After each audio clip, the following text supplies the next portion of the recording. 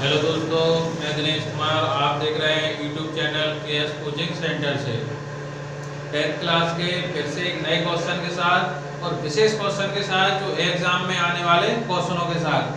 ठीक है, क्वेश्चन को ध्यान से समझें और वीडियो को थोड़ा करके पूरा अच्छे से समझें। ठीक है, चलो ध्यान से समझें, थोड़ा आगे देखें। आप देखो क्वेश्चन के लिखा हुआ है, क्वेश्चन को थोड़ा मैं आपके सामने रीड कर रहा हूँ। थोड़ा क्वेश्चन को एक बार अच्छे से समझ लें, जिससे क्वेश्चन अगर आपको अगर समझ में आ गया तो समझ जाइए आपका 80% तो आपका हल यही हो गया, समझ जाइए।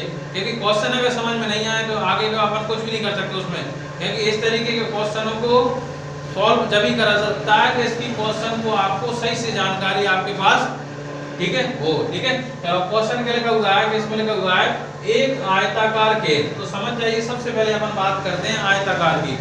तो सबसे पहले आयताकार में बना लूं, मतलब आयताकार अगर बोले तो इंग्लिश में क्या बोला जाता है? आयताकार को मतलब ये है एक मतलब एक रेक्टेंगल फील्ड दिया हुआ है। ठीक है, चलो अपन देखें आयताकार बना लीजिए इस तरीके से।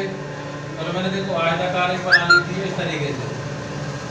तो आयताकार मैंने बना लिया भाई, ये आयताकार ही बन गया। ठीक है, कोई भी एक आयताकार बना सकते हो। अब उसमें आपको समझना है ध्यान से, क्वेश्चन में आपको आया हुआ है एक आयताकार विकर्ण। विकर्ण मतलब होता है इस तरीके से बना हुआ है, इस तरीके से बना हुआ है। आपको मतलब थोड़ा ध्यान से समझें। इस तरीके से बना लो, ऐसे बना लो कुछ इतना। ठीक है, तो बात वही है। ठीक है, कुछ ये विकर्ण हो गया। चाहे आप इधर की साइड से बना सकते हो, चाहे इधर की साइड से बना सकते हो। आपका विकर्ण होना चाहिए, मतलब जो तिरछे में जो रहता है ना, कण बोलते हैं। कण मतलब आपको यानी आपने पढ़ा होगा, समझो मतलब समकोण जो कण होता है वही विकर्ण हो गया, जैसे समझिए। ठीक है, अब अपन को समझना ध्यान से। अब इस तरीके के क्वेश्चन में आपको समझना कैसे है, बस छोटी सी बात को इसे ध्यान रखना।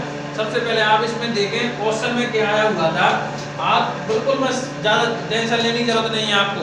आपसे सबसे पहले ये देखें इसमें ज्ञात क्या करना है, जिसको ज्ञात करना है तो उस खेत की भुजाएं ज्ञात करना है। ठीक है, अब दो भुजाओं का रोल है, देखो ध्यान से देखें। ये कहने देखो बड़ी भुजा और छोटी भुजा से, तो कहने मतलब ये है इसमें जैसा कहा गया है कि छोटी भुजा जो है ना वो कहने का अधिक है, छोटी भुजा से देखो 80 मीटर अधिक हो। ठीक है, और विकर्ण का भी रोल दिया छोटी भुजा से, मतलब कहने मतलब ये है दोनों रोल जो बना हुआ है विकर्ण पे भी और बड़ी भुजा पे भी, कौन सी भुजा का रोल है? छोटी भुजा का। तो अपन सबसे पहले क्या करते हैं कि माना की छोटी भुजा को ले लेते हैं। बात समझ में आ गई अच्छे से? तो मैंने किया देखो, माना की मैंने छोटी भुजा को क्या माना, छोटी भुजा को मैं मान सकता हूँ, अपन रख सकते हैं इतना x मीटर है। बात समझ में आ गई? बहुत सिंपल काम है, थोड़ा अच्छे से समझते चलिए, बस 2 मिनट का काम है, कोई दिक्कत ही नहीं है। चलो मैंने क्या किया कि माना की छोटी भुजा मैंने x मान ली।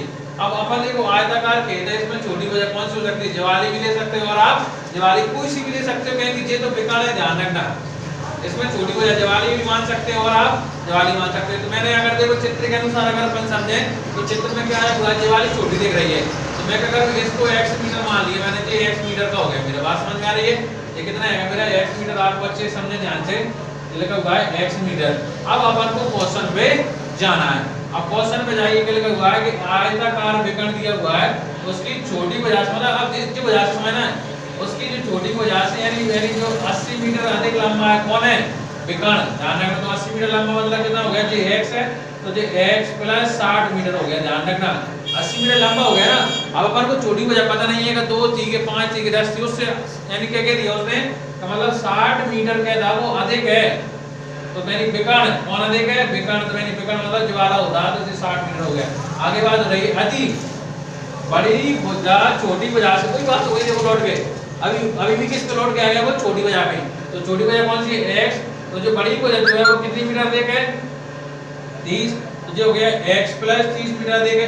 बस अपना आंसर इसमें अपन को पता ही है कि अपन को समझ में आ जाता है, जिसमें विकर्ण आ जाए और जिसमें इस तरीके का विकर्ण बन जाए, समझ जाओ वो समकोण हो जाए, तो आप सीधा सीधा फॉर्मूला है कि पाइथागोरस प्रमेय का इस्तेमाल इसमें कर लीजिए, कोई दिक्कत नहीं है।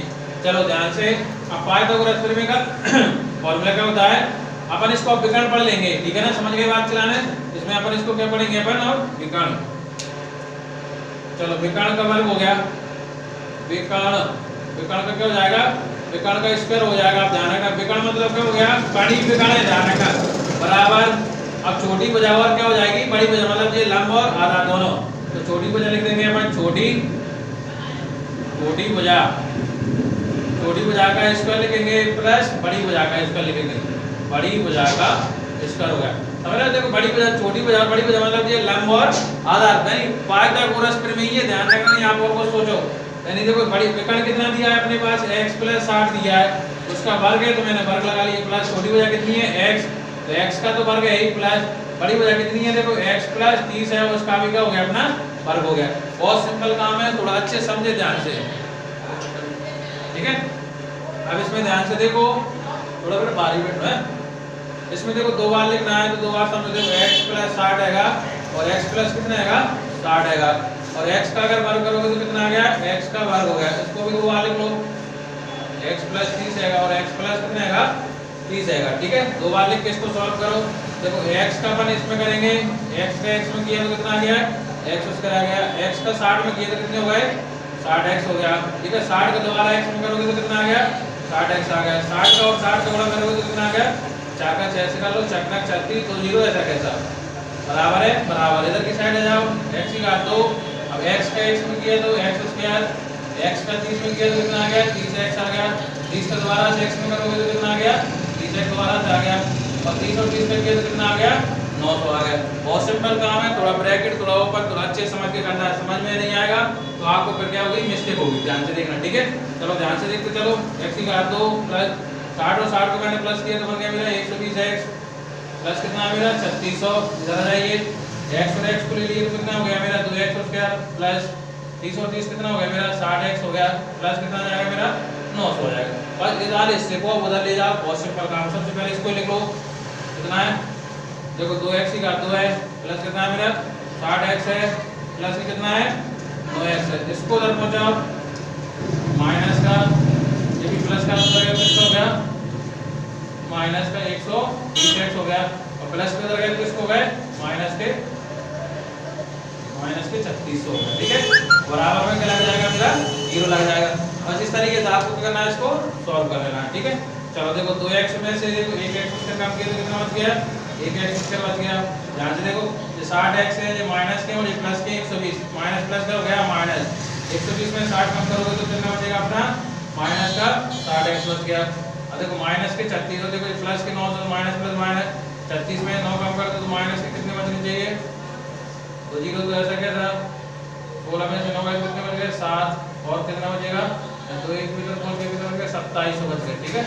बराबर में क्या हो गया 0 हो गया। यहाँ से आप लोग देख सकते हैं ये किस विधि का रोल है, आप देख सकते हैं समझ सकते हो अच्छे से, इसमें दिया हुआ है आपको गुणनखंड विधि का। अब इसमें देखो थोड़ा समझने को लाना बहुत जिम्मेदारी वाला है, क्योंकि संख्या ऐसी आ चुकी है, इसमें क्या लिखा हुआ है 2700 और इसमें लाना है आपको